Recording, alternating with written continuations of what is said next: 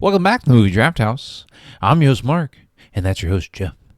Hey, Mark, how you doing at this very tail end of April here? Hey, it's another great day here in the House of Draft, and it's even better because if you stick around to the end of the episode, we're drafting for May. Yeah, But before time's we get flying. 2026 it is really I do by. feel like it is flying by. We're almost into the actual summer months, even though here in the state of Florida, it feels like summer all the time. But anyways, But our summers are different. our summers are. It feels like summer, but this feels like a summer where people go to the beach and enjoy themselves right now. Yeah. And then it's going to be a summer where everyone wishes they were dead. Hey, who knows? We all might be dead soon. So, Well, there's always that possibility. So let's enjoy life while we have it. yes. Jeff, tell the folks what the theme is this month and what we watched this week. Ooh, this month's theme was Family Matters, movies starring blood relatives. And so we've had various degrees of success with this, but perhaps one of our most successful ones is this week's watch, at least as far as hitting the theme. Yes. Is Scary Movie, the original one from the year 2000. And it is directed by Keenan Ivory Wayans, who makes a cameo, but it also stars Shawn Wayans, Marlon Wayans, Regina Hall, Anna Faris, John Abrams, Marlon. I said Marlon, right? Yeah. Marlon and Shawn Wayans are in this. And Shannon Elizabeth, Sherry O'Terry. And I think that's all your big names. And it runs for a brisk hour and 28 minutes. And it is a spoof parody comedy of 90s horror. Yeah. When's the last time you watched this entire movie? About a year ago, maybe. Oh, really? Okay. Yeah, there was I was listening to a podcast and they were going to review, and I'm like, I haven't seen Scary Movie in a while, so I put it on. And like I'm a comedy guy, and I find it easy to just go back and watch comedies. So Yeah, I saw this rather recently. How about you? it's been a very long time. Probably early 2000s. And I will say this genre is not my cup of tea, not my forte. But I will tell you that I enjoyed this one. Whoa! Oh, I remember enjoying it, I guess, when it came out. I did not remember like really the beats of the movie. There were certain scenes that I do remember, like the dick through the ear. Classic. Classic, right? Which I get confused because I'm like, that's from Scream 2. And like the whole movie theater scene is like the opening of Scream 2. And so I assumed that was in Scary Movie 2. But obviously, this movie parodies both Scream 1 and 2. Scream 2 was it does 90. a little bit of I Know What You Did Last Summer. I think Scream 2 was 99, wasn't it? Well, it was definitely before this because they parody it. Yeah, right. Unless I'm they're just prognosticators. I just the cast here is incredibly likable. I mean, this is Marlon Wayans. I mean, this is the Marlon Wayans that I remember growing up. Shawn, is it Shawn Wayans or Keenan? Shawn, I'm a big fan of Shawn Wayans. Yeah, no, it's Shawn is the guy who the gay guy does homoerotic things, right, and then Marlon is the pothead, right. I really enjoyed them. I'm a fan of Anna Faris in these type of movies. I'm a fan of Anna Faris in the the 2000s, right? She was. I think she's really great in these as being that sort of. But she's also like I remember her. And her heyday was the 2000s, probably more the early 2000s. But it just seemed like she was in every rom-com. She was in every, just these funny movies. It's when, I mean, movies were different then.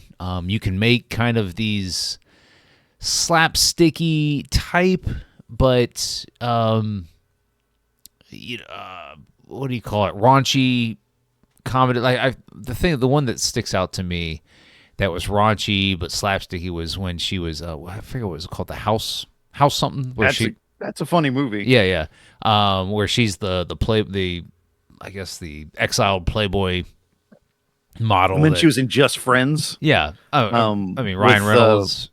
Yeah, that I like that. That was pretty funny too. Yeah. So this Anna Faris is funny to me is because I think this is when she was at her best. And I think Scary Movie is probably kind of what maybe launched her. I actually don't know. I think I had never heard of her until Scary Movie. Yeah. So I don't have her IMDb up right now, but I imagine this is before she kind of, maybe this was her breakout piece, because then she gets a bunch of sequels. Like she's in up to 4. I don't think she's in 5. But yeah. No, she so Scary Movie was kind of her first real breakout big name movie. And then she was in Scary Movie 2, and then The Hot Chick. She was in Lost in Translation, which is weird. I don't remember that. Fuck Rob Schneider. Anyway, go ahead. She was in Brokeback Mountain. Don't remember that either. Just Friends, Scary Movie 4, My Super Ex-Girlfriend. She was in My Super Ex-Girlfriend. Okay. I saw that recently, Yeah. and I guess I didn't clock her. The House Bunny, Observe and Report. So like the 2000s were her heyday, and then she fell off, into the 20 teens, and then just really has been doing kind of bit stuff since. But enjoyed her here. I enjoyed the entire spoof. So I didn't realize that Dimension, the studio that also did Scream and My Note You Did Last Summer, also did this movie. So I was wondering how they... Because when the Dimension logo comes up, I immediately think of Scream. Right. Like that's where it takes me. The only other movie I can think of that I guess there are a few, like the Universal logo with the globe takes me to Basketball. Yeah. And then the Orion logo takes me to UHF. Okay. UHF is good. I'm not ever going to watch it on this because you'll hate it and you'll crap on it, and it's one of my favorite movies. So. Oof. Yeah, don't do that. Speaking of like logos that make you think of things, what do you call it? I forget what the studio is, but the Home Alone studio. The house with the reel that goes, the movie reel that goes attaches to it. I don't fucking know. Yeah, I don't either. But this is sounding made up to me. What's also the Bad Robot? Brings me to Star Trek and Super 8. Yes, and, Star Trek for sure. And so Home Alone Production Company. I'm a prove that this is Hughes Entertainment. Maybe that's wrong. I don't know. Doesn't matter. Anyways, we'll fire it up one day. So, I mean, it's brisk. This movie just it's like it's literally skits, like individual skits over a course of like an hour and 20 minutes that has a very just mundane, whodunit. It's raunchy. It's raunchy as all shit, though. Yes. Like I was not expecting. It is a Wayans film, but I was not expecting to be as raunchy as it is. I mean, there's quite a few penises, which I don't know if that was normal for the late 90s. The 2000s, it's not really like that. I know once we started getting into the late 2000s, 2010s, then that started being a gag. Like you could get a pretty good laugh out of an audience if you throw a dick in. Because I think dicks are everywhere. I think of the pop star movie Never Stop Stopping. There's a pretty good dick in that one, and then the what's the one with John C. Reilly? Dewey Cox, Walk Hard. A couple dicks in that one. pretty good dicks in that. I didn't say that. You did say there's a pretty good I dick said it in that the one. first one. I didn't say it about the second one. Oh, okay. I got The you. dick joke in Never Stop Stopping is one of the better ones. Have you seen that? I have not. Those movies don't. It's Andy Samberg, and he's like a big star, and he's in a car, and he's talking shit to this other guy in the car, and there's a woman putting her boobs on the glass behind him, and he's like, "You see that?" And by the time he starts pointing at it, some guy has his pants down, and he's rubbing his dick all over the window, Yeah. and he's like, he starts to let it down because he's not looking, and the dick comes in the car. And then the guy's like, "Please sign it for me." And he holds it with a napkin and then autographs it. That's pretty good. It's a good dick joke. All right.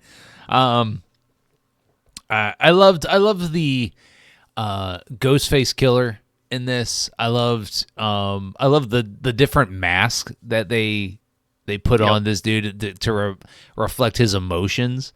I just thought that was incredibly small detail that made the movie funnier to me. Especially the scene where he's getting high with him, and like the mask emotions change like 5 different times. And it's little small things like that add value to a movie like this.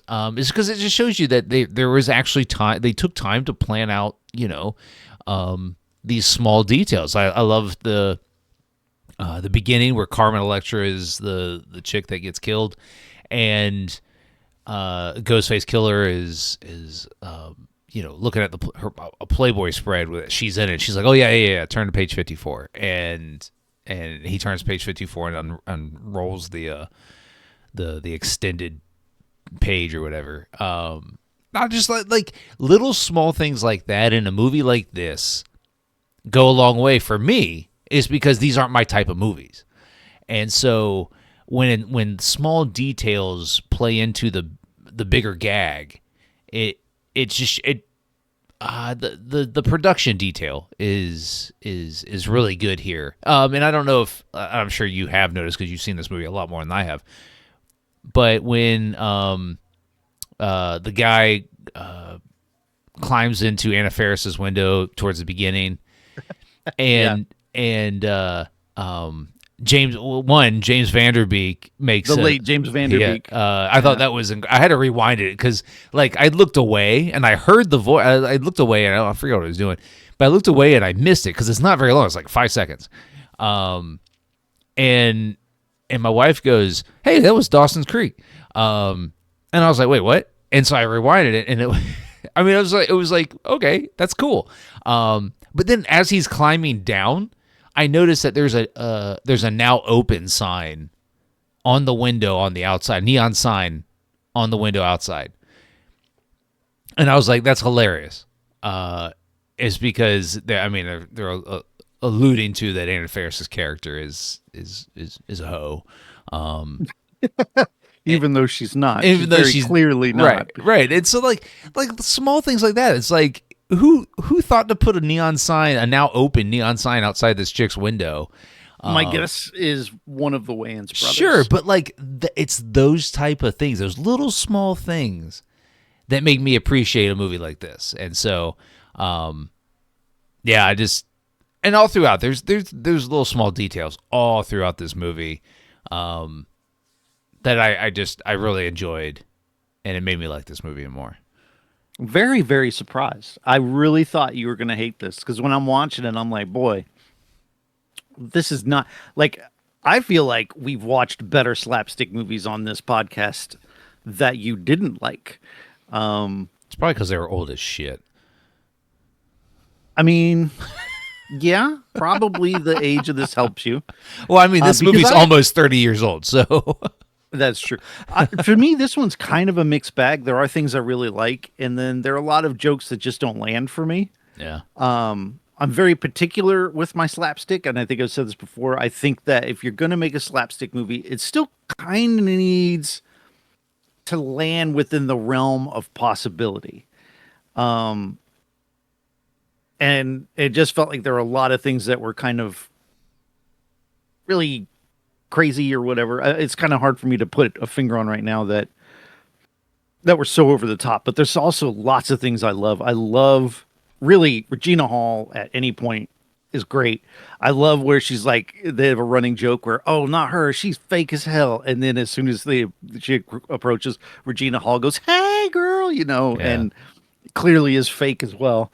And then I like Regina Hall in the movie theater is really good. Someone Yeah. they Shakespeare was really good. Um, I know it probably hasn't aged well, but I have to admit that I love most of the Shawn Wayans gay jokes. They probably are offensive, and I Oh, apologize, but 100%. But it was a different they time. It was a different time. they like yeah, just someone who's so overtly stereotypically gay, and then like they get to the oh I'm not gay. It made me laugh. I mean, the best one to me was when they're in the car. All of them are in the car With the thumb together. in the butt. Yeah. And he's like, oh, I love it when you play with it. And then the girl's like, I'm not playing with your ass. Ray, and you're Right.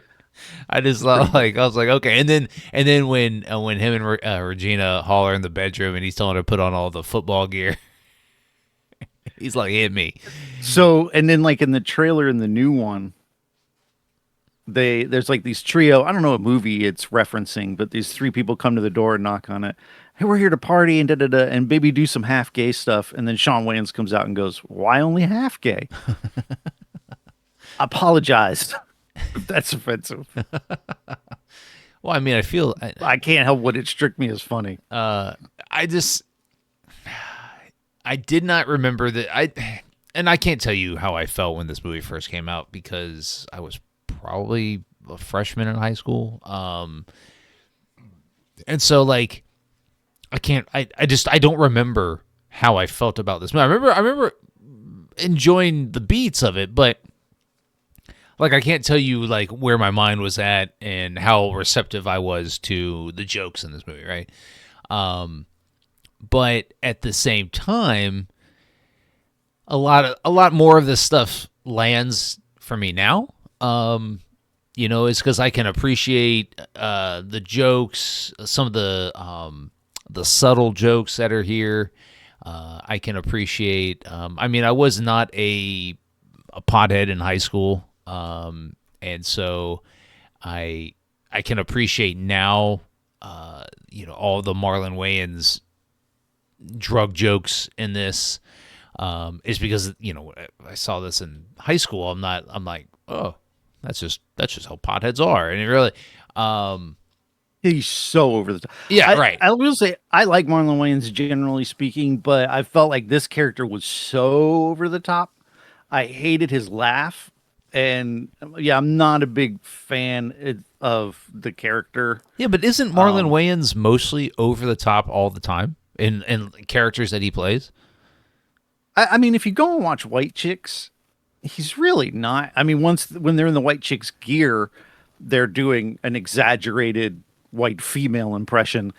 But I feel like this one is just to 11. And if you watch another film I like, Don't Be a Menace to South Central While Drinking Your Juice in the Hood, where he plays Loke Dog, and he's still elevated, but he's much more toned down in that than he is in this. What's the Wayans brothers show, right? The Wayans, like at the end of the show, why did the Wayans brothers show get canceled? Yeah, oh yeah, I love that. I mean, I love the kind of the breaking of the fourth wall or whatever it's called. I mean, and he's not over the top in your favorite movie, Requiem for a Dream. But I feel like he's a good actor. I think he's a good actor. When he's Marlon Wayans, yeah, yeah, like I mean, the dang shit movie we watched. What was that garbage? Requiem for a Dream. Yeah, were you not listening for the past 5 minutes? Nope. Cool. I was watching the trailer for the new one. My bad. Go ahead. Cool.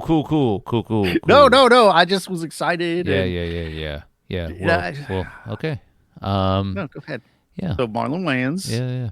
You think he's a good actor? Anyways, you recommend this one? So I was listening. Are we done? Are we shutting it down? I don't know. You're not even paying attention to the podcast. I don't know what we're doing right now. Listen, I am though, because we're talking about Scary Movie and I'm watching the trailer. I'm educating myself as this happens. Sure. I'm glad we can talk about this movie and talk about the people that are in it, talk about things that they've done. No, okay. So and then you can rehash everything up. that I just said for the past 5 minutes. Yeah. All right. So I said, so I was listening because I heard it all after you said it the second time.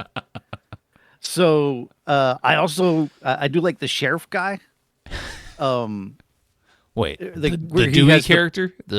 No, not Doofy. Like, Doofy. see, that's the one I don't like. It's like so, like, overly done. Like, okay, have you ever seen Naked Gun? The reason those movies work so well, still to this day, is Leslie Nielsen plays everything straight. Yeah. Like, it's not exaggerated. There's not an exaggerated performance in that movie. And that's why they work, because they stay grounded, and then that makes the absurdity pop even more. But when everything's absurd, then the absurdity doesn't pop as much. And I feel like that's the case with the Scary Movie for me. It's just so much gag, and you never have that downtime to kind of ground the movie again, so that when the funny thing happens, it's even funnier. So that's one of the problems I have with it. But I did like the sheriff guy who had the pictures of himself. Yeah. That he's like, here, look at these. What do you think? You know, and it's not even like he's just really just trying to get feedback. And that's why I like, because while what he's doing is absurd, he's playing it very grounded. He's like, how about this one? Take a look at that again. What do you think? No? Okay. You know, and that to me is really funny. Yeah. And that's why it makes it good. And I think I said kind of the same thing in Silence of the Hams. While that movie holds a special place in my heart, it did make my worst movies of the year last year list. And part of it is it's just over the top, like gag, and they don't ground it enough. And so that's my big critique of scary movies and the Scary Movie franchise in general. It's just crazy. And it keeps the crazy from being funny. Yeah, and you're better to speak on that than I am, is because you watch a lot more of those types of movies. I just like, I thought the character of Doofy and the Marlon Wayans character, yes, they were over the top, but I felt like it was also consistent, right? Well, I would say, like, if you look at Regina Hall, she's kind of the example of what I mean. Like, she is playing it straight, right? Like, when she's being asked to dress up as the football player, at first she's kind of excited, but then as he keeps piling on more and more clothes, she gets concerned. Like, that character realizes what's happening is weird. And that tells the audience that it is weird and we should laugh at that. Yeah. Whereas when, what's Marlon Wayans' character's name in this? It's not Smokey. It is Shorty. Shorty. So when Shorty's hanging out with the killer and the killer starts freestyling and he kills all of his friends, he goes, "Oh, that was awesome." That doesn't work, right? Like, because the silly thing is that this guy is a killer and he's rapping and he accidentally kills all the friends. You need a grounded reaction to that to sell it as being absurd. Yeah, but that's I guess my opinion of the comedy in this. Like I said, I just think like these are all just, skits held together by a very basic premise of a whodunit, and essentially it is the plot of Scary Movie, and the skits are all parodies of different scenes from these scary movies, or Yeah. Scary Movie, and I Know What You Did Last Summer, and all that. Yeah, I mean, I knew the reveal at the end was going to be, it was going to be Goofy. no, I'm saying like what it's not a red herring, Right. but It's weird because and I get it, but they did pretty much like a beat for beat ending of like that final climax in Scream, yeah. even quoting it. But wait, there's more, and he's drooling everywhere, really making fun of the guy's name who is eluding me right now, Matthew Lillard, in that. So I mean, I liked the reveal of what's his face the other way, and as Ray, a Shawn copycat Wayans. killer, and the Yeah, so they only killed Shorty, which they said was an accident, which Shorty didn't die, obviously, because nobody died because they're all in the sequel. But even Ray, like it's weird. It's like Ray's in the sequel. They're just gonna ignore the fact he tried to kill Cindy. well, I mean, people did die. Shannon Elizabeth got her head chopped off. Yeah, but did she? I mean, she did, but is she dead? I don't know. I never saw Scary Movie 2 or anything like that. I don't think she's in Scary Movie 2. Okay. But obviously, the Wayans brothers return. Like Regina Hall gets killed, and she's definitely in the sequels. Which I'm fine with. Like, I appreciate that of these type of spoof movies where they're it's like, oh yeah, everybody dies, and then next movie they're all back, and it's like, okay, yeah, cool. It's because they were very good in this one, and that would be a shame if they weren't in Scary Movie 2. I might go watch Scary Movie 2 now that I've seen this and I enjoyed it as much. But Two's decent. I like three as well. Three, I think, is the first one without the Wayans, but it's still got some good jokes in it. Yeah. And then I never went past that. well, like, this movie makes me want to watch the new one that's coming out in June. Oh, I'm watching the new one. This movie makes Mostly me want to because watch I'm it. excited for the Wayans to be back. It just in general, like the Wayans have been gone just from the public eye, it feels, for a while. Yeah.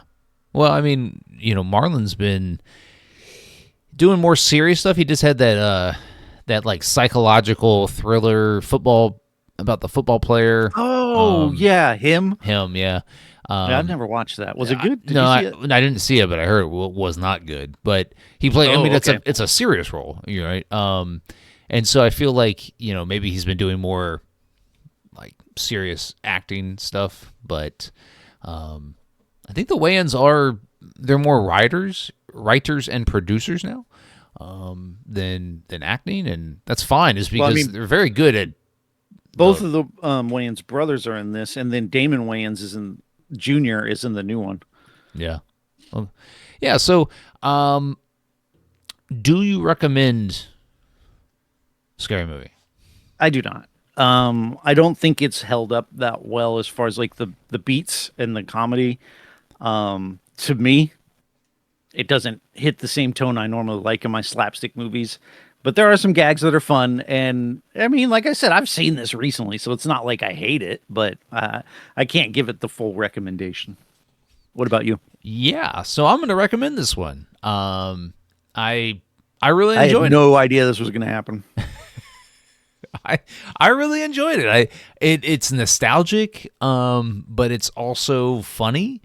I think having Scream as your base really helps. Oh yeah, Because essentially you could just do Scream, which we already know is amazing, yeah. and just use that as like a baseline and then build from there. I Yeah. think really helps. I mean, but they also spoof The Usual Suspects at the end, and it's so like it's nostalgic, and that probably plays into my recommendation is because I enjoyed seeing all these people that I remember from my youth, and it's parodying movies that were hugely popular in the 90s and kind of jump started the slasher flick movement in Hollywood. And so like and there's fun. Like I laughed throughout. So I understand why you wouldn't recommend this, is because you're more of a critique of these slapstick films and parody films. However, these are not my cup of tea, and I enjoyed this one. So that's where my recommendation comes from. Oh, absolutely. And humor is so subjective and we're talking, movies are subjective too, but humor is very subjective as well. So of course. Yeah, I remember when like something other than me. speaking of subjective, I sent you the Street Fighter trailer. Oh yeah. And you're like, I'm not gonna watch it because I want to go in blind, blah blah blah. And I told you, I said, trailer wasn't very good. It looks terrible. You said it looks terrible. Yeah, and I've seen the first trailer, and it didn't look terrible to me. And I was like, oh shit, I can't wait. And you told me something that I hate when anybody says it, and it's not just you. I hate when I see it and it's like, or it's a critique of a movie, and somebody else says, "Oh, it's not for you," and it's like, wait a minute. I'm entitled to feel how I feel, right? You absolutely are. But that movie, okay. A new Dora the Explorer movie comes out. Yeah. Okay. You can critique it for sure, but it's not, or you are not the target audience. The target audience, no. Right? Right. And so you are not the target audience. But who is the target audience of this new Street Fighter movie, right? Who is it? People who grew up with the game. Okay. And they want to see badass martial arts. Sure. I mean, yeah. There's martial arts in the movie. It's a game about martial arts. But I told you, it's like, I just felt like the trailer was all fan service, and it was a string of just, hey, this character is there, this character's there. I mean, at the end, it's what's the green guy? Blanca, and Jason Momoa, I guess, plays Blanca, which I didn't realize. And like the cast in this is so good. The reveal of Blanca at the end of the trailer, I was like, awesome, right? I mean, but like, it was just all fan service, in my opinion. And I'm like, it's a trailer. We're trying to get you in the theater here. Yeah, but like, also no plot was revealed in this trailer. I mean, very little plot. For me, very good. Very little plot. But there's also, I don't want a lot of plot. It was also like, not Guile. Who's the bad guy? Bison. In Bison. You're a wrestling fan, and I don't want to besmirch, what's his name? Cody Rhodes? Yeah. Who's Guile? Guile. And like, he's very committed to the bit. Like, I guess and he looks like Guile. CinemaCon this past weekend, if you're listening to this anytime soon, CinemaCon was recently. As we're recording, it's also WrestleMania weekend. Yes. So watch your tone. It's a high holy day for us wrestling fans. Cody Rhodes showed up to CinemaCon dressed in full Guile outfit, hair, everything, and he was the only cast member from Street Fighter to show up in full regalia. He gets it. He's a wrestling guy. Yeah, he's very married to the bit. And I appreciate that. And I'm not a wrestling fan, so I can't really speak on his acting, right? I mean, it's probably not great, but I don't think you need to be great to be like, I don't think John Cena is a great actor. No, right. And now he could prove me wrong at some point, but he really hasn't done any roles like, Batista or The Rock have tried to do. Yeah, that's true. He's really good at he's funny. He's able to do action. Yeah. And I think that's a great entry point. And I think for Cody coming in, doing action when really that's his job, is to do choreographed action. I think it's smart. Is he a martial artist? Like, I don't know much about him, so I don't.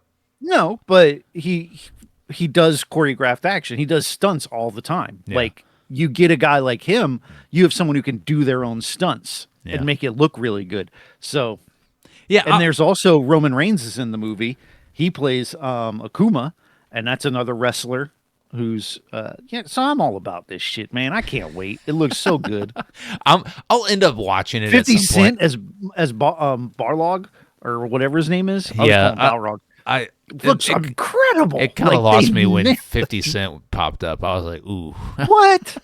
Man, he looks so good in the role. Like he looks like the character. Fucking There was a scene. It was Chun-Li and another female, and I don't know the character, but if you aren't in Street Fighter 2, I don't know who you are. Like if you came after, I'm lost. yeah. So I don't know. There are characters in the trailer where I'm like, no idea. But Street Fighter, all the various iterations of Street Fighter 2, I'm familiar with you. Once we jump to 3 and Alpha and all these other ones, I got no idea. Yeah. But there's a scene in the trailer that was funny. That this other female says to Chun-Li, she goes, "Why are your thighs so big?" And it was funny is because Another reason to tune in. Ooh, buddy.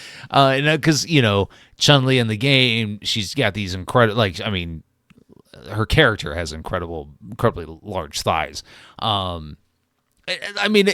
Yes, fan service is a thing. Listen, did you watch the Mario movie?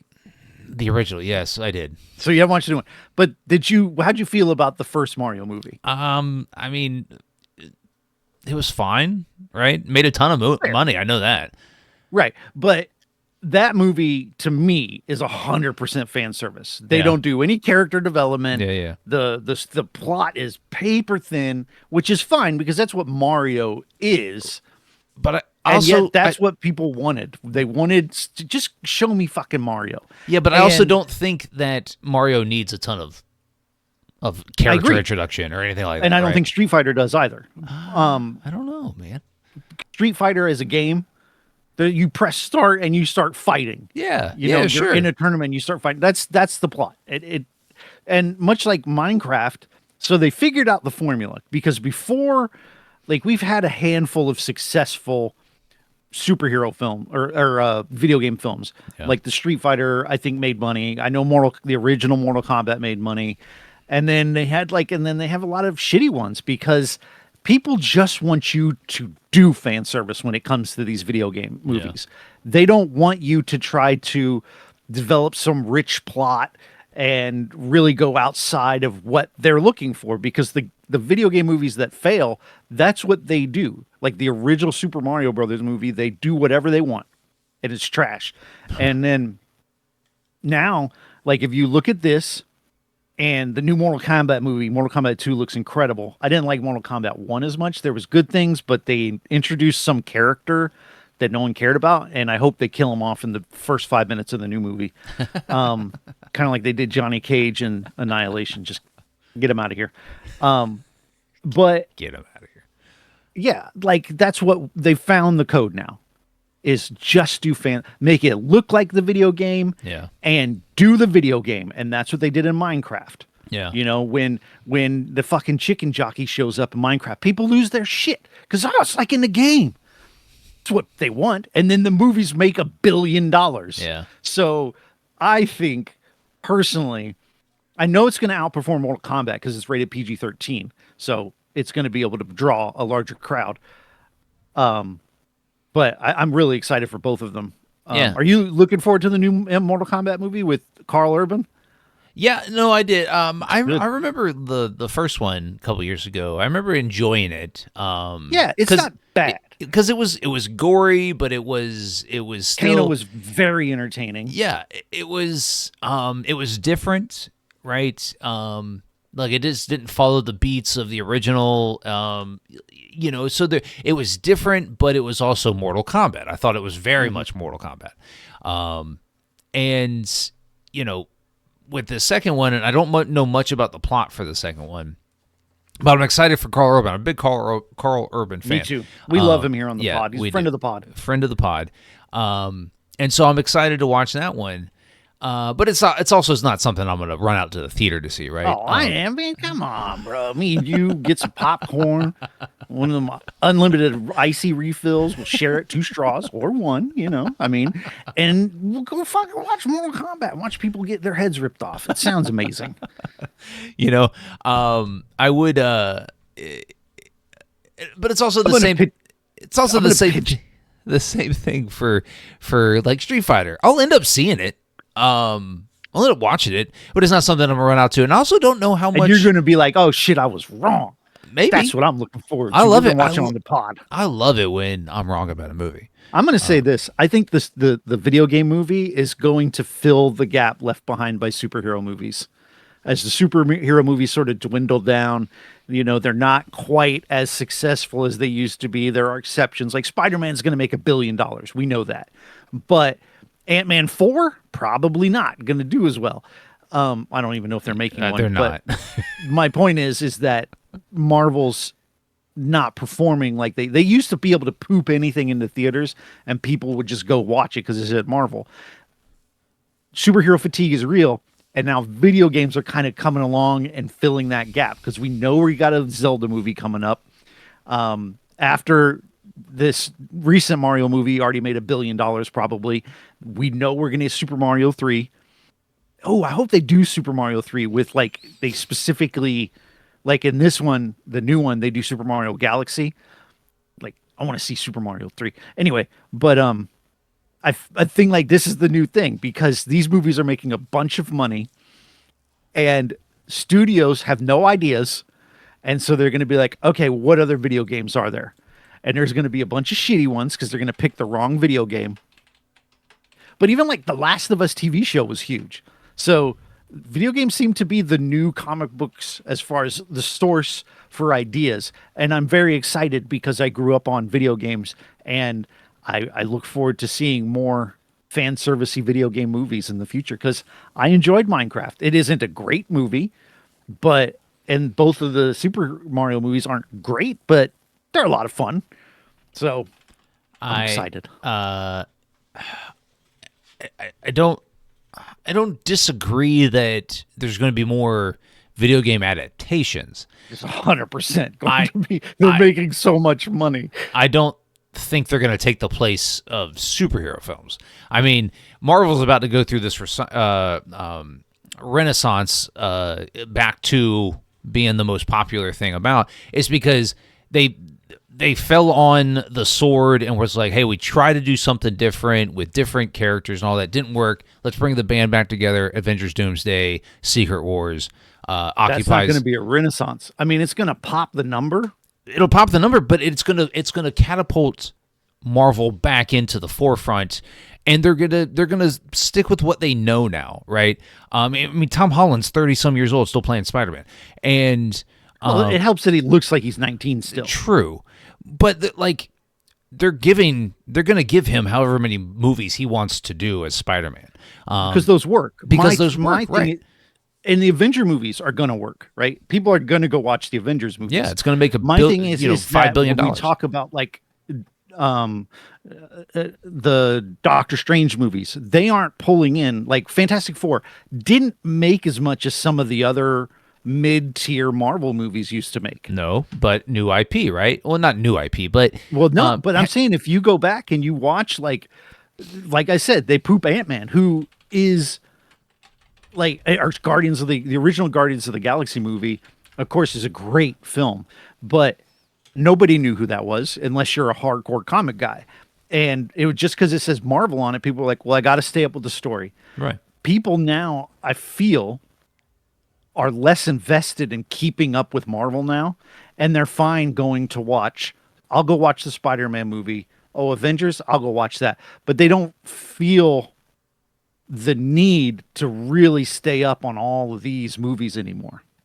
You want to know how much money Doctor Strange made? It probably made a lot. How much did it make? $700 million. Yeah. I mean, so I might be wrong. I mean, I could totally be wrong. But I'm saying let's talk about briefly. DC, right, is going through this resurgence, and James Gunn, baby. started with Superman, and this summer it's going to be Supergirl, and then next summer it's going to be this Superman sequel. I think the Supergirl movie. What I want is the Batman sequel, please. When the fuck are they making that? Well, it's I need my Robert Pattinson. They're shooting it, I think, soon or right now. But I need to rewatch that first one. So good. The Supergirl movie looks really fun, really light, enjoyable. Millie Alcock is a lesser known, but still a. Well, they brought Superdog back. I mean, that's the big thing. Crypto. And so I think that movie is going to make, probably $500 million. And I think that is where the sweet spot is now. I don't think studios are so much looking for these superhero movies to make $1 billion, even though that's kind of the benchmark of, the profitability behind a lot of this that drives future movies. Is Disney 100% is banking on Avengers Doomsday making $1 billion. Yes. I mean, they spent a lot of money bringing back the legacy cast. Well, I read the other day that it's got a $400 million budget, and which is by far the biggest budget a movie's ever had, a production budget. That is insane. Right. But we're talking about an event, right? These superhero movies are now event movies, right? The Superman movie last summer was this the James Gunn version of Superman, and so people knew James Gunn from his time at Marvel and some of his smaller DC projects, and now they went and saw Superman. I think it probably made north of $500 million, which for Warner Brothers that's probably okay. But for Disney has to make $1 billion, is because they're banking on Avengers Doomsday and then Secret Wars, I think the next year, kind of relaunching their superhero event films. And I really think that superhero IPs are going to go to the smaller scale streaming, right? We're seeing that already with Disney Plus and HBO Max. And I think that's working out okay. But for the big names, they're just going to be event films, which is not too much different than what you're saying, is that, like, hey, fan service, because I feel like Avengers Doomsday is a ton of fan service because they're bringing everybody that everybody loves back. But I also think that it's a film that drives a story. It's a relaunch point, right? Doctor Doom came from the end of Fantastic Four movie, and so. Bringing Robert Downey Jr. back, complete fan service. It's all fan service, but I feel like the superhero movies aren't going to go by the wayside. I just think they're both going to exist, and movie theaters are going to bank their quarterly earnings on these event films. Whether it's Super Mario Brothers Galaxy or whatever it's called, or it's Avengers Doomsday. I think that's true. I don't think superhero movies are going anywhere, because I still think even a middling superhero movie makes more money than your average film. Yeah. So I think that's true. But we should probably get to drafting. Yeah.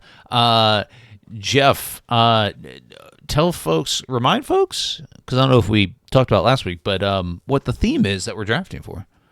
Yeah, so next month we are doing what I call, in the realm of superhero movies, Days of Future Past. We're watching movies that take place in a future date that has already passed in our real life. My perfect example is going to be Back to the Future Part 2. Portion of that takes place in 2015. We have long past 2015, and so we can look back at that, see what it gets right, see what it gets wrong, and just have a good time.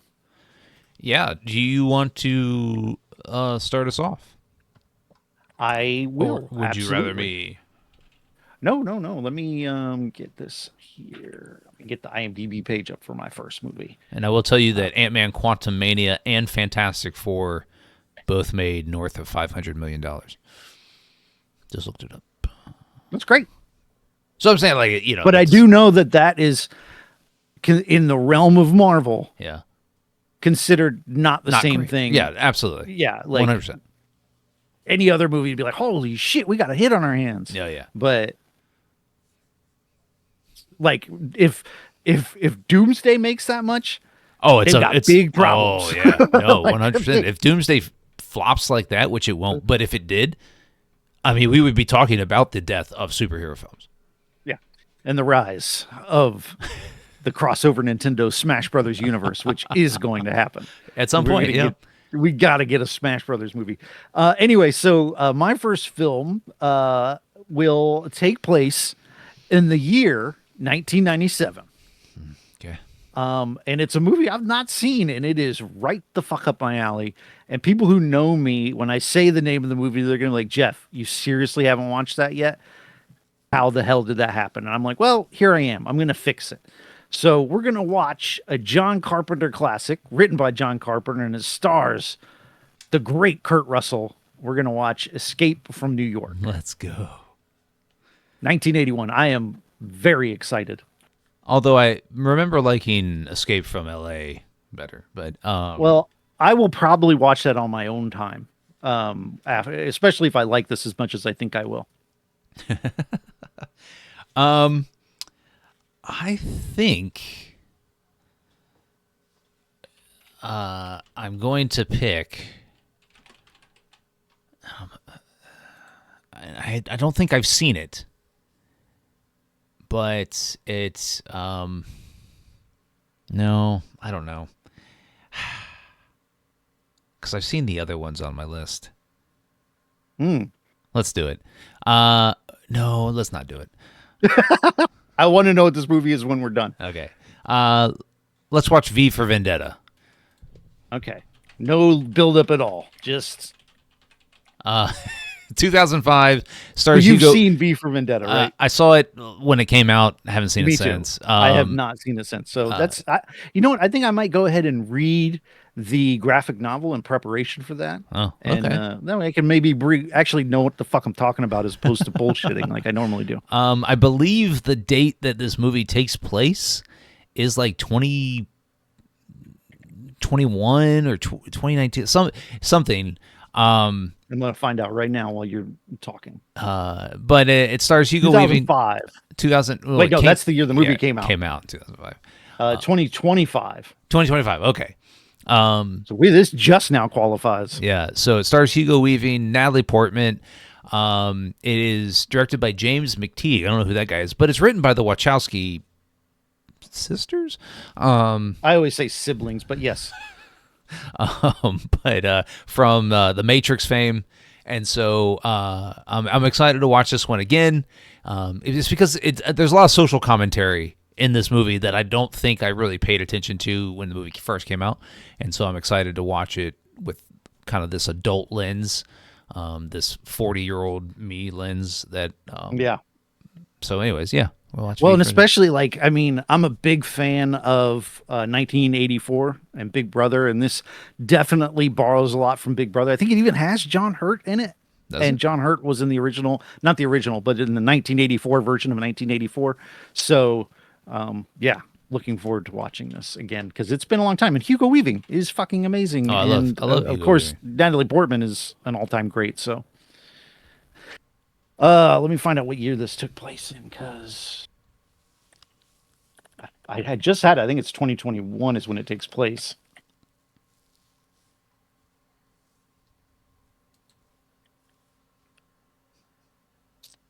You're supposed to bullshit for me. Oh, sorry. Yeah. So, I really, I really think you should just pick Escape from L.A. Is it like when does Escape from LA take place? I don't know. Escape from No. LA. I mean, I'm not opposed to it. No, pick. Do your other one. 2013 is when it takes place, so it qualifies. Is this? Oh, if only this were a 5-week. Because I really want to watch this other movie. It's not a 5-week. I don't think we have back-to-back 5-week months. No, it's not. Maybe we'll do it as a bonus. I don't know. Because there's a movie I want to watch that I haven't seen in ages. And I want to say it takes place in 2021. And it is a cyberpunk thriller that I saw back when it came out in '95 or around there Okay. is when I saw it. Is currently streaming on Netflix, and it stars the nicest guy in Hollywood, Keanu Reeves, but it also stars my boy Dolph fucking Lundgren. It's got Ice-T in it. Cool. We're gonna watch Johnny Mnemonic. Never heard of it. It is. I remember it being batshit, and I'm not expecting it. Anyway, I don't want to set the tone, but Dolph Lundgren, man. Okay, good. I'm glad you picked old shit for I have both to of your offset- selections. Motherfucker, this is '95. That's not that old. All right. Just 30 years. So I guess to close us out, I could pick a movie I've never seen, or I don't think I've ever heard of it before. So what was okay? Real quick, what was the other movie that you were like, no, let's not do it? Mission to Mars. Okay, good. All right. I don't even know what that is. It's Is that Val Kilmer? no, I don't think so. No, that's Red Mars. Is Val Kilmer? Don Cheadle and some Tim Robbins and I was gonna say because if it's, I think it's Red Planet or Red Mars where it's got Val Kilmer, and I love Val Kilmer. yeah. Anyway, the late great Val Kilmer. So Boy, these are tough decisions for you. yeah, they are. You could now. Here's the thing. You have the ability to pick Escape from L.A. No, I don't want to if you wanted to. You could. because I'd be helping you out. Why would you be helping me? You said you like it and you wanted me to pick it. You'd be helping us out. We're a team. It's not a fight. No, but I do always want to watch maybe things that I have not seen. And so I think even though my other choice is one of your favorites, What is your other choice? Make me cry. well, I mean, we could watch an unknown or one of your favorites. No, but okay. Well, I want you to pick for you. Right. Because I would certainly want to watch one of my favorites again, but what do you want to watch? All right. Which So one haven't you seen? all right. So we're gonna watch from 2009 the film Daybreakers, starring Ethan Hawke, Willem Dafoe, Sam Neill.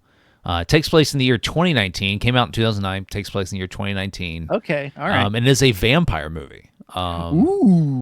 Okay. I'm back on board. So I don't know anything else about it. I haven't seen the trailer. I just saw Ethan Hawke, Willem Dafoe, and I was like, okay, I'm on Willem board. Dafoe and Ethan Hawke. Yeah. So Okay. No, I'm on board with this. This looks like it could be good. What was my favorite movie you weren't gonna pick? The Island. Oh, that's not one of my favorite movies. Well, you're good. I'm happier with this. Okay. Island's all right, but there's a lot of product placement, and it's really funny for that. Like when they zoom in on the Bud Light. But it's also It's like a our commercial. favorite director. Michael Bay. Michael Eat out Bay, of my yeah. butt, Bay. That's his name. Fuck that guy. I don't really hate him that much. This movie's just, man, 13 hours was really tough to get through. It felt like 13 fucking hours. All right, so let's run them down. So we're gonna start Run them with- down, baby. We're gonna start. So we're gonna start the month off strong with Escape from New York. Man, I'm gonna be honest. This is one of my favorite lineups we've had. Okay. V for Vendetta next. The what's his name? Who's the writer of that book? I don't know. Can't think of it. Oh, Moore. Something more. Anyway, I'll David remember Lloyd? it when we're done recording. No, Alan Moore Okay. wrote V for Vendetta, and then we're gonna watch Johnny Mnemonic, which will probably be the worst movie we watch this month. I'm willing to bet, and then Daybreakers. So that's an exciting lineup of movies I would just watch anyway. You would go out of your way to watch Johnny Mnemonic. I don't even know what that. Well, I mean, if it were so right now it's streaming on Netflix, and if I were thumbing through bored on a Saturday, which doesn't happen, I'm just so busy now. But I'd be, oh, I haven't seen that in a while. I put on Johnny Mnemonic. I can't say that I'm Keanu Reeves' biggest fan. You fucking hater. but I've never seen it. Keanu's the man. He's awesome. He's awesome in these more recent roles where he's not asked to do too much. My God. Do not insult Keanu Reeves to my face. Don't do it. The fuck are you thinking? Although man? I am a fan of the Speed movies. So. Universally loved Keanu Reeves, and here he is. Shit on him. Yeah, I'm not shitting on him. I'm just not his biggest fan. Anyways, so yeah, look out! I'm excited. Like this is good. It's a good lineup. It's a good lineup of film. 2 I haven't seen, and 2 I haven't seen in a long time. So, really, really good lineup of films. And what's also really good though is if you're watching here on the YouTube, hitting the subscribe button when it pops up, so you don't miss any future content right here on our channel. And if you want to follow the podcast on your favorite social media platforms, we're at Movie Draft House. You can find us on Twitter, TikTok, Instagram, right here on YouTube. Give us a like, follow, and a subscribe. Jeff, tell them where they can find you. You can find me on the international webs. My other podcast is called Chronologically. We are just about to wrap up our season on King and get ready to roll into our season on Star Trek films. So good time to jump on if you want to do that. But that's it. That's the only place you can find me. Woo! Jeff, any last words? Oh, I should have thought of something, but I didn't.